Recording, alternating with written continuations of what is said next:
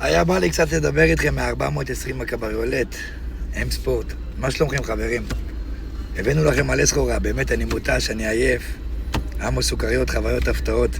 מה איתכם? איך החיים? מה ככה? מה קורה? איך היה שבת? מה עשיתם? וואלה? יש קצת ים, עניינים, קצת מסיבות, עניינים. וואלה, מעולה. אז אני ב-420, הקבריולטה, קצת יושב ככה, סבבה, עם הריפודי שוקולד פה, 2025, בלי שום קשר שהיא עולה 459,000. אני תמיד גמיש, יש לי פה הכל, X4, X3, X1, X6, דיזל.